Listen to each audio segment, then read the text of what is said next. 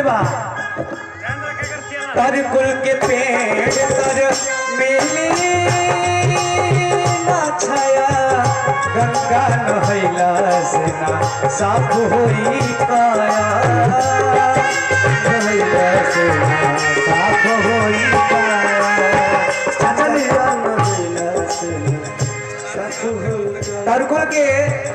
छाव में कितना लोग चाहिए बतानी हाथ उठा के हमसे बताइए बात तरकुल के पेड़ 1 किलोमीटर दूर चल जाए तरकुल के छाव नहीं मिले वाले बा अगर मन मैला बाटे अगर हे जा पूरा दस्त लागल बा गंदगी भरल बा तो गंगा जी में लाख रउआ डुबकी लगाई पवित्र नहीं होके की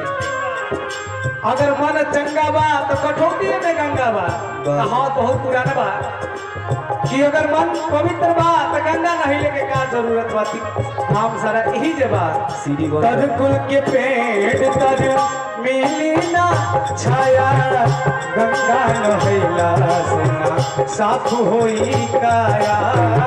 गंगा नहैला से ना साफ होई काया गंगा नहैला से ना साफ होई काया ऐसे हम कहतनी का कहतनी तुलसी कबीर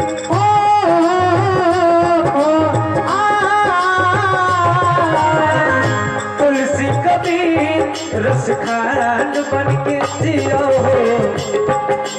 जचन भैया एक मीठा ले रहा तुलसी कबीर रस खान बन के जिया हो ए बबुआ दुनिया में सार बन के जिया हो ए बबुआ दुनिया में सार बन के जिया हो आदमी मुसाफिर है जाता है आते जाते रस्ते में यादें छोड़ जाता है आदमी मुसाफिर है आता है जाता है आते जाते रस्ते में यादें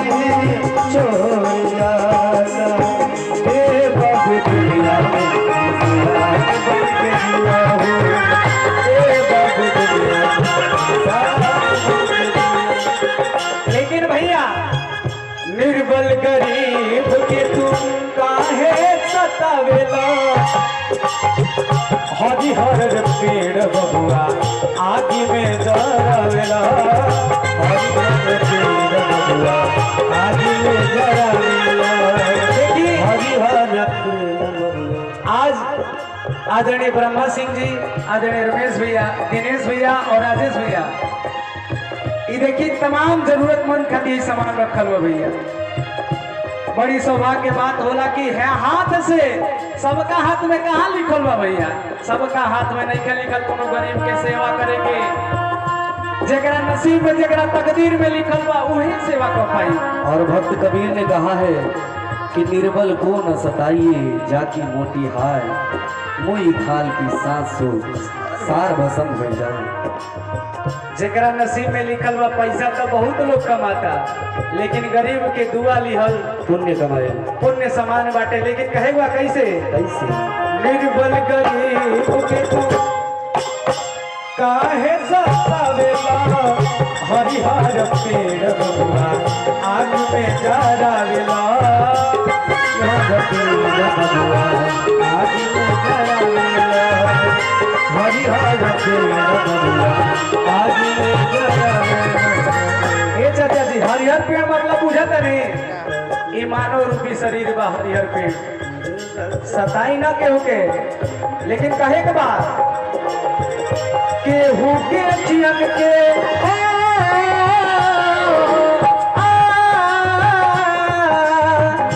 केहू के जियन के सितारा बन के दिया हो ए बबुआ दुनिया में इंसान बन के दिया हो ए बबुआ दुनिया में इंसान बन के दिया हो बेवा तेरा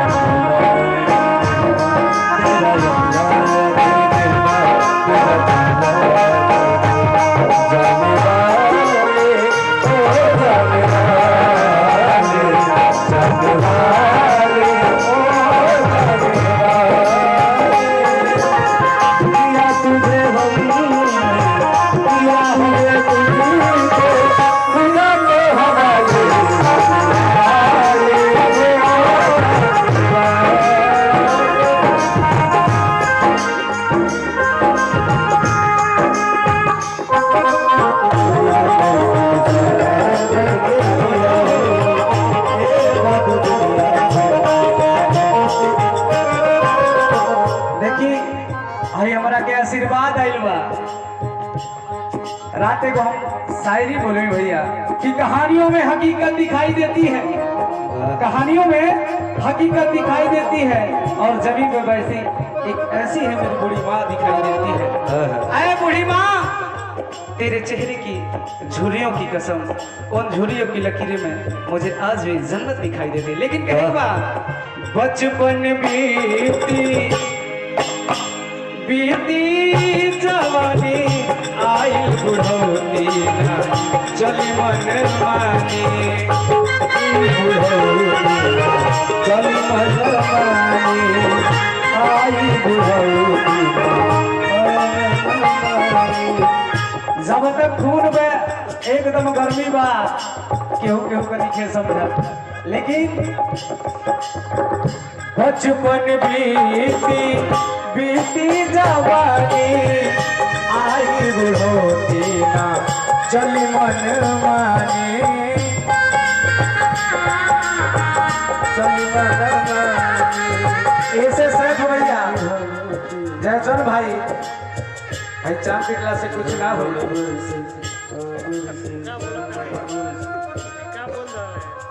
साधु समाज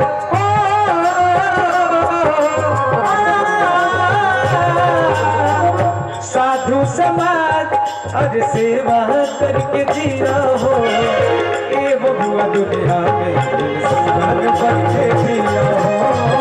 ए बबुआ दुनिया में इंसान बन के जिया हो। चली दिन की जिंदगी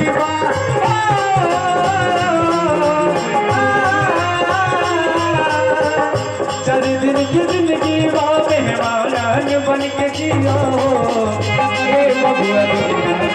इंसान बन के जिया हो।